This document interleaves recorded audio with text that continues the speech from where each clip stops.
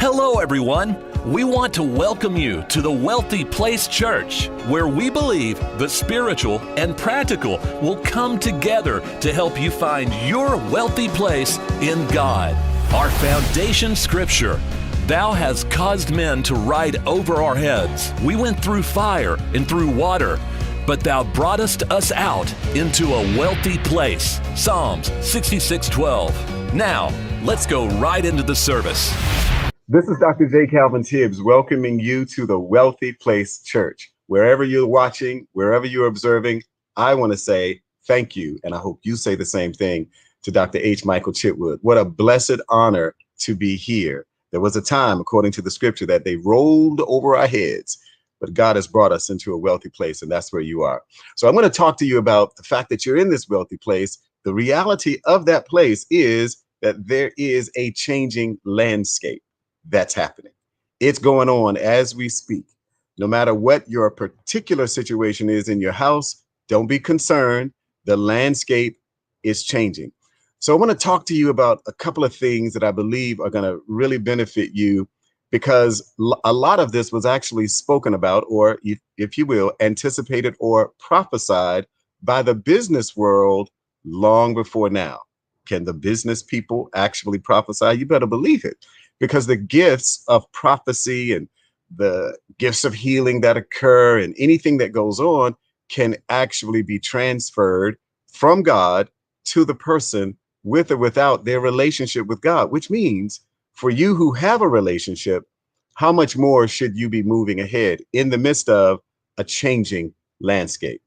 So way back in 2017, only 3 short years ago, Mark Zuckerberg met with and spoke to the Harvard business graduating class. And what he said was, in about 3 to 5 years, there will be a dismantling of the nation's economy as we see it. And this was the specific quote that he said: millions of jobs are going to be lost.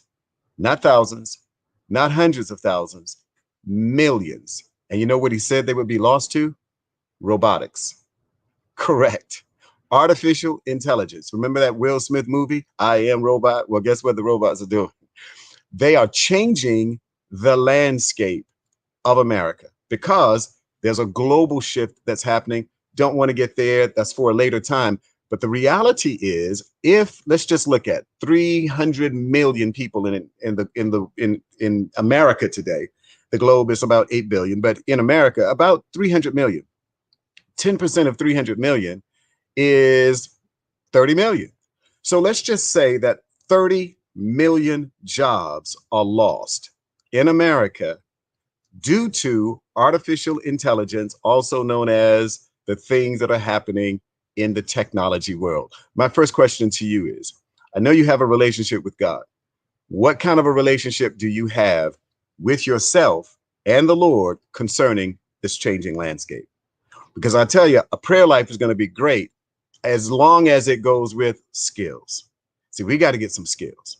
That's what's going on. We're not here just to get saved and launched. Otherwise, when salvation occurred, we'd all get born again, die, and go to heaven. Isn't it interesting? We are still here. If we're here and the landscape is changing, what's our purpose? What are we here for? What are we supposed to be doing? We surely shouldn't just sit there and watch it all go by, pray and wonder, cry, do the best you can to squeak out a living. That's not God's best. In fact, it's not even God's least. He called you into far more than what might be being lived at this very moment. And the reason why perhaps we're not connecting with the fact that the world is changing and they know it is because maybe we don't know what our purpose is. Maybe we are actually suffering from a deficit in our purpose, also known as purpose deficit disorder. Now, I know you may not have heard of PDD before. There are a bunch of names out there for a lot of different things going on, but PDD is absolutely a disease of the soul. It's resting right inside of all of us who love God, all of those who don't love God. It doesn't matter. If you don't know your purpose, you are suffering from a purpose deficit. That, my friends, is a disorder. It's such a disorder that if we don't connect with our purpose, we're going to have some difficult times when the landscape changes. Now, when Zuckerberg made that statement, his point along that line continued, and he said essentially that companies are going to have more of an attention and focus on meaning. He said there has to be a meaning associated with work or the workforce, because think about it. If 300 or 30 million jobs are lost, then you got a bunch of folks who are going to hold on to their jobs even if they hate it. Why? Because at least I have income. 30 million jobs lost, not due to COVID, although COVID might be a good way to introduce this. Not trying to introduce any conspiracy theories, just trying to let you know the changing landscape is here. And so here's the first point I want you to know, that the landscape of jobs, because it is changing, is requiring of us an awareness, like Zuckerberg said, of our meaning, of our purpose. And you know where that's found, right? Romans 8:28. And we know, what do we know? We know that all things are working together. 30 million jobs? How is that possible? Let's finish the verse. We know that all things are working together for the good. For who? For those who love the Lord, for those who are called in accordance with his purpose. Now, there's an interesting thing there I don't have a lot of time to go into, but I'll tell you this. That word purpose there is translated showbread, or the bread of the presence. Okay, all things are working together in a changing landscape. When the landscape of jobs is changing for the good, for those who have some bread, well, this is what it means. The showbread is positioned inside of a place where the priesthood did their work. That's your prayer life. So there's some place in your life that there ought to be substantive, for real conversation between you and God, because the bread on the table was literally set across from the light or the menorah of God, and they were triangulated, if you will, to where the prayer box was, the altar of incense. So here's the point. 12 loaves of bread were on the table across from God. Your life, your brothers, your family, your friends, all of us are across from God at the table. Now, what are you sitting on the table doing? Your purpose. But if you don't know your purpose, you are sitting on the table in a PDD condition. PDD is the purpose deficit that many people have because they don't know why they're just there, why they're sitting there. Why are they in this group? Why are they not in another group? What's God doing over here? If he knows what's happening to us, why doesn't he do something? Because he gave you such a purpose that is so strong, it is not only able to overcome the disorder, it's able to overcome the changing landscape in America today. Now, check this out. Here are 3 quick problems, and I'm going to give you 3 quick solutions. And these are kind of like what Dr. Chitwood would do, because I'm telling you, if you listen to him, your life's going to change on multiple levels. If you don't listen to him, you're going to have some challenges. Check this out. He is the authority as the coach on finances. He's the authority. And you know what? Authority and influence is under attack. That's the first problem to your purpose. The first problem to your purpose is that authority and influence is under attack.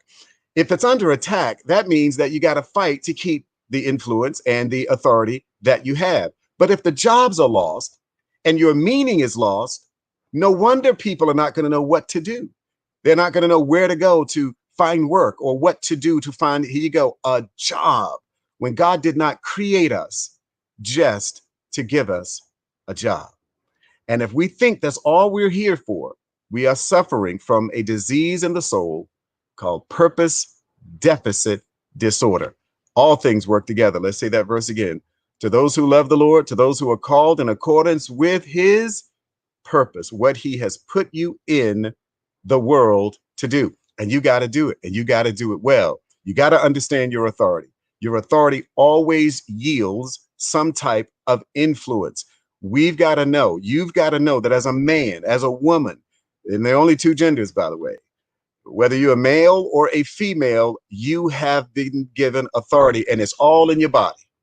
It's all in your body. I'm going to hit them real quick, but right now, I just want you to know that there's a problem with helping people understand that your body is already telling you the place where your authority resides.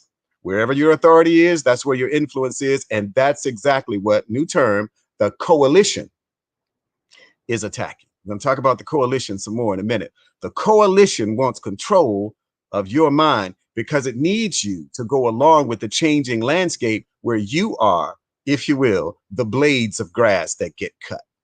You are the trees that get pruned. I'm trying to put something, a tool in your hands so that you can move beyond the trap of the coalition. Number two, there is a competition for content placement.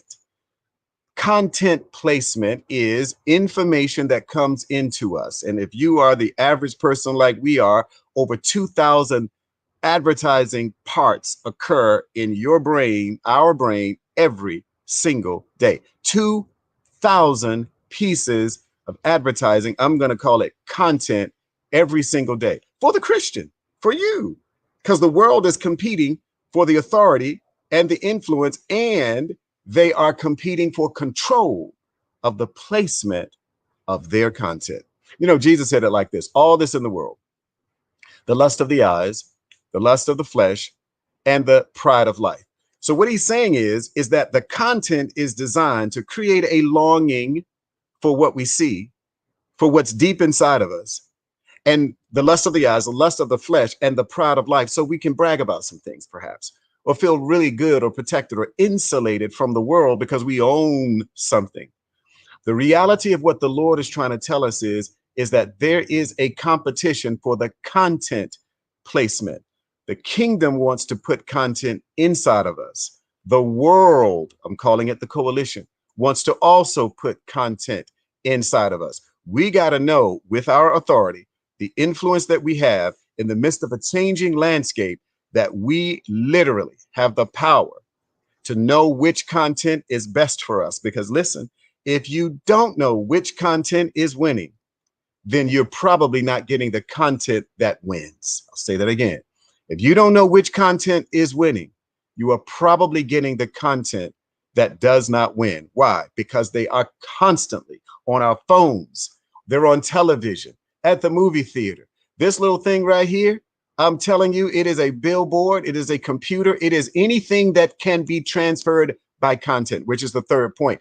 Technology is going to be used. It is used to deliver the coalition's content, which is designed to exploit the weaknesses in your purpose. I will say it again because I heard you say that again. I'm saying it again. Technology, this phone right here, and the method by which you're listening to this, is used by the coalition to deliver the content which is designed to exploit the weaknesses in your purpose. What are the weaknesses in your purpose? What are the weaknesses in your bread? What is the weakness in where you have been placed across from God? You know what that is? You want me to tell you? Because time is moving, I'm going to tell you right now. It's 3 alphabets. Correct. The first one begins with P. The second one begins with D. The third one begins with D. It's purpose, deficit, disorder. If you don't know, if you can't answer 3 big purpose questions, the first one is, why am I here? The second one is, what am I supposed to do? And the third one is, can I get some help from the one that made me? And the answer is yes to number 3. But I want to deal with number 1 because I say again, technology is used to deliver Egypt's, or what I'll call the coalition's, content, which is designed to exploit the weaknesses, which include people not knowing what they're here for.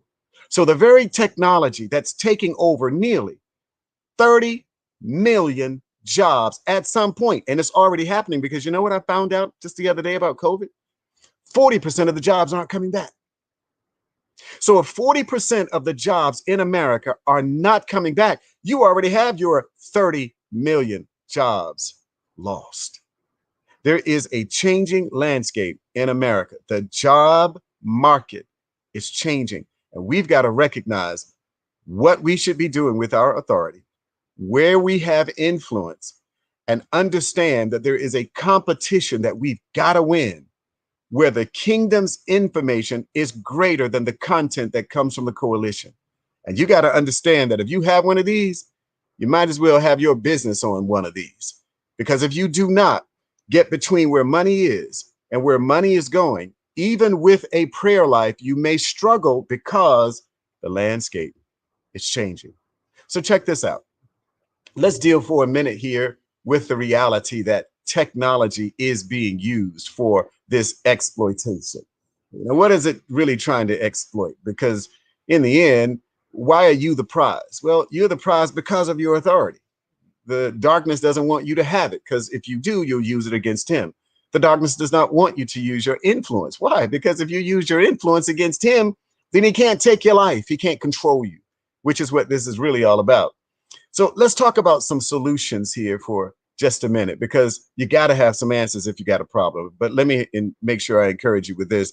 Dr. Miles Monroe made it very clear that wherever there's a promised land, there are giants. It's just how it works. I know, I just wish we could just get to Christmas without having to work through the shopping and the making of money and all that. But you can't get to this till you get to that. Every promise that ever has been told to you has some problems. It just does.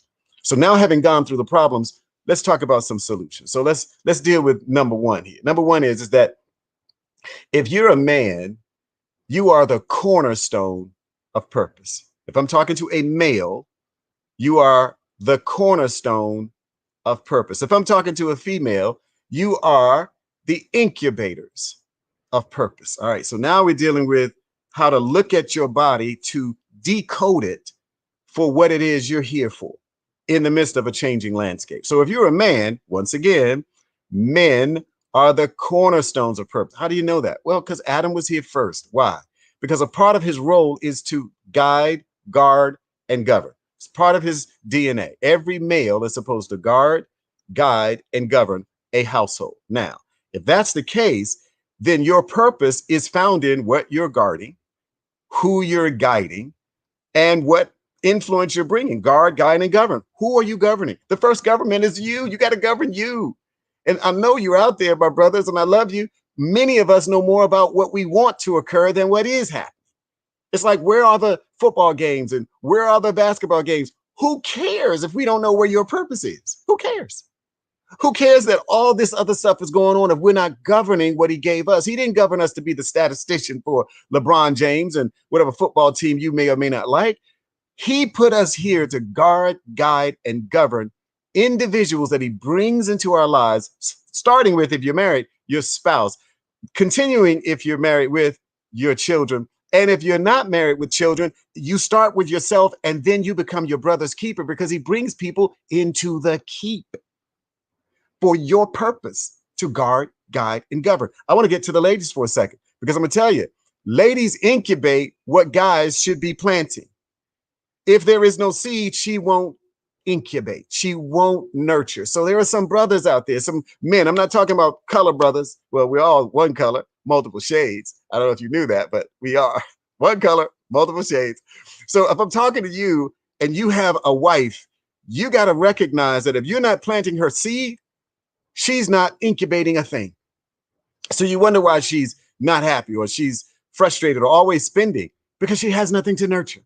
You must plant seed. That's a part of your purpose. That's how you break purpose deficit disorder. Because I'm going to tell you, one way the lust of the eyes, that the purpose of the coalition works, is that it puts things out in the appeal that you're supposed to respond to like it's right.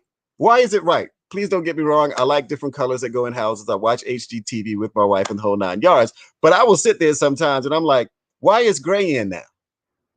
And then 4 months ago, why was gray out? I know they extend it to about a year because they want to make as much money as they can. And then later on, you know what? You got gray? I know you don't have no gray in your house. It's blue. Blue's the new gray.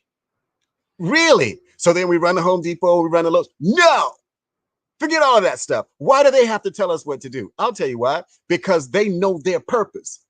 And anytime they can exploit, or better yet, exploit, there it is. If they can exploit anything, it's a person that doesn't know their purpose. And so PDD kicks in, and all of a sudden your wallet comes out, and then you just buying away, making sure you're up to date with what the coalition says.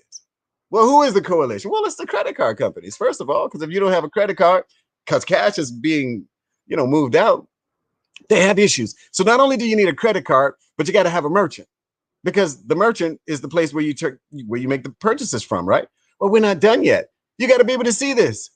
You got to be able to see this, right? How are you going to see it if you don't have a media, third part of the coalition? So between the credit card companies, between the media, the merchants, and the banks, the coalition works to exploit growth potential, your purpose. And if they can do it well, you'll be happy as long as you are doing what they say the culture is responding to. It's a crazy deal. Why are there so many concerns about likes? Well, if you got a business, that's why. But if you really have a problem, you're not having likes on Facebook or a following on any form of social media can actually cause some challenges to some folks because they don't know their purpose, which means they're suffering from the deficit. So the point is, a woman can't incubate a seed that has not been sown. And I tell you, I was just listening to a man of God, Dr. James Payne, who showed us the seed, the size, not even of your fingernail, almost just the size of just the edge of this pin here. And he said, you know what this is? This is a 240-foot, 35-foot round sequoia. See, that's what women do. They take something small and they brood over it. They incubate it. That's their purpose. It's in their body. It's below the waist. See, some of our purpose is below the waist. But if we don't understand above the waist how to think, then when the changing landscape of jobs in America hits, folks will be displaced because they have not understood their place and their purpose. So let's take a look at this other component here, because this is going to really sort of bring you around to this. Now, I don't have a lot of time to go over all of it, but I'll give you at least this much. In order to get free from, be moved beyond the diagnosis of PDD because of this changing landscape that's in America, you've got to understand where the hints are that you can depend upon to accomplish your purpose, because you've been called in accordance with a purpose. So check it out. There are 8 items. I want you to think about it. You're looking at it. Well, you're looking at 6 of them. My head, your head, is a real easy clue for what your purpose should involve. Your eyes, your nose, your ears, and your mouth. So I just gave you 5 hints. I'm going to come and talk about them just in a minute. And then you have, on top of that, your eyes, your ears, your mouth, your nose. And when you look at the head crown, this is very interesting, the head crown. The head is where the thinking comes in. It's where the bowing comes in. It's the seat of your soul. And if your soul does not understand the purpose of your eyes, it will look all over the place except for where it should be looking for its purpose. If your ears are not connected to purpose, you'll listen to things that have nothing to do with you, and you'll find yourself being pulled along by the purpose of the explorer, the coalition. If you're not careful, your nose, which is where your attitude is, you'll be smelling everything that's going on in everybody's business but yours. Because the discernment inside of the nose is the capacity for you to smell out whether or not this is a good idea for you. See, your mouth, the 4th component of this, is what you speak. What's happening in your words? Are you correcting your course, or are you creating disaster? See, that just depends on how you're moving or how you're using your mouth. So if you put together your ears, your eyes, your nose, your mouth, let's look at your hands next. Your hands have a set of fingerprints like no other in the entire universe. So no matter what goes on with this changing landscape, your fingerprints ought to be placed in places where purpose is being fulfilled in you. If not, the coalition will use technology to exploit your purpose by getting you to reach for things that don't even belong on your table. The final 2 areas, okay, so we have these 5. Again, the ears, the eyes, the nose, the mouth, the head, the hands. I've given you 6 of them. And then the sexual organs. On TV or the religious broadcast, number 1 is not religious. This is kingdom stuff. This is what happens when you come to the Wealthy Place Church. You get the truth. You have a sexual organ, my brother and my sister. You do. You know why? Because he wants you to walk in your design. Once again, men should be planting seed, not all over town, but in the place where your purpose is. Women incubate with their sexual organ. You know what they should be incubating? Not seed from everywhere, seed from somewhere that fits your incubation design potential. Isn't it good to know that you're not responsible for everybody, but only for somebody, and even more specifically, some seed? Because check it. Some relationships, and this isn't sexual in this context. It is if you're married, but generally speaking, if you have a sexual organ that is a male, you're a giver. If you have a sexual organ, you're a female, don't you turn off. Don't you turn off. Don't you turn off, because we're talking about the body that you have. You have a body, and your body is supposed to be functioning spiritually as well as naturally. And I am saying, if you are a woman, you incubate what God is interested in putting in your belly. See, this is great. Now, listen, please know this, ladies, real quick, because I just heard this in my heart. When the baby grows up, stop incubating. Start coaching, teaching, training, mentoring. Don't treat that grown boy man like he's a boy. You are messing with his potential. See, if you treat him like he was in the developmental stage, then you'll never see him through to completion, because one, you're depending on him receiving from you. Come on, son, get up, go get a job. See, all that stuff, if you've done your job, he's now in position to do his, because again, he was called to your belly in accordance with purpose. So I'll just say this real quick. If you're still praying, you're right. But if you're covering, I know we're supposed to, deal with this process of looking out for one another. Please recognize that when the Lord is finished with the training that should have been done back in a certain phase, you may as well move on to the next phase. Otherwise, you're out of purpose, and then you get pulled out of purpose. That's why Jesus, when he was in the pool of Bethesda, he didn't heal everybody. It's a very powerful principle. There were sick, lame, blind, and halt. And if you read the verse, it says a multitude of sick people. When you heard that same term about those who were being fed the fish and the loaves of bread, thousands. So if you're talking about thousands of hurting people, why wouldn't Jesus just go from person to person, laying hands, speaking words? I'll tell you why. Because all of them were in purpose deficit disorder, and none of them wanted to come out. Well, how do you know that? Because he only healed one person, and he's the healer.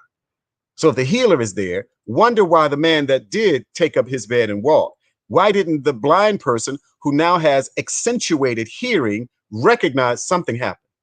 And why didn't he call out to say, come here? Because he had purpose deficit disorder. You know what he thought his purpose was? Only to wait for the water to stir by the angel. And then even this man said to Jesus, I don't have any help. If you can give me some help, I can get to the water. Jesus' question wasn't about, do you need help getting to the water? He said, do you want to walk?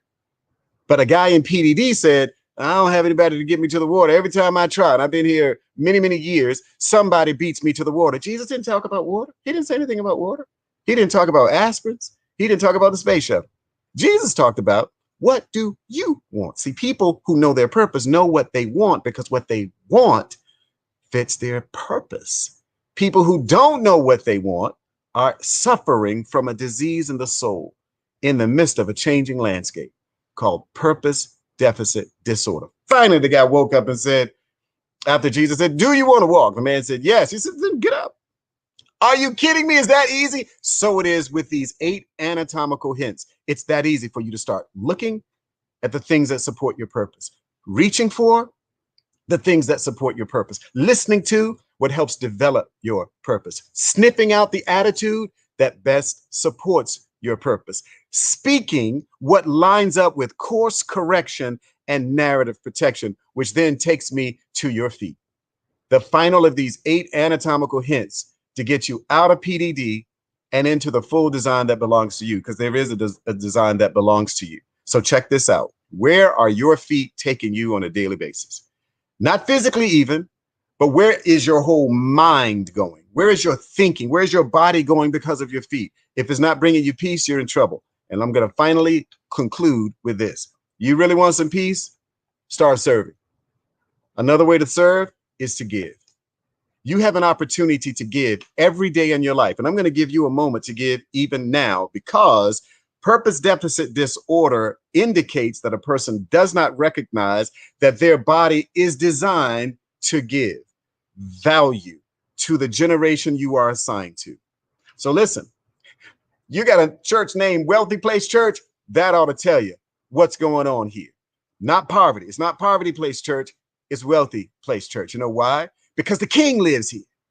If you want to give, you can check this number out, 1-800-854-5891. Once again, call 1-800-854-5894. And someone will come on the line and bless you to help you be a blessing. If you want to give, go to wealthyplacechurch.org. It's a fantastic place to give. Why? Because of the seed. See, the coalition has seed that leads to them benefiting, but the kingdom has seed that blesses the citizen, because the king has everything. He owns it all. He owns you. He owns the cattle on 1,000 hills, and he owns those ideas that are inside of your mind. If this is your church home, 1/10 of your earnings come here, and you want to be here. You want to be right here where you can give. If this is not your church home, but you see the value that you received today and every week that you listen, then you want to go to wealthyplacechurch.org, and you want to give a seed that moves in the direction of your purpose.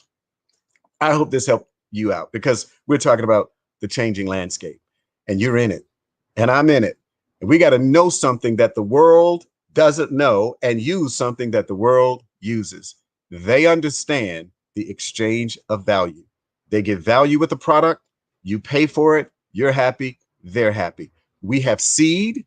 When we sow it, it takes care of all of our need. So I'm excited that you were able to join us today. And I'm fully thankful to Dr. Chipwood for the opportunity to be here with you again at the Wealthy Place Church. We were there at the inaugural service, and we're super excited to continue to partner with you, because you are flat out powerful. And may the Lord bless you. May the Lord keep you.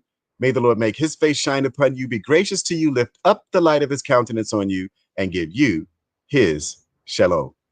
Bye-bye.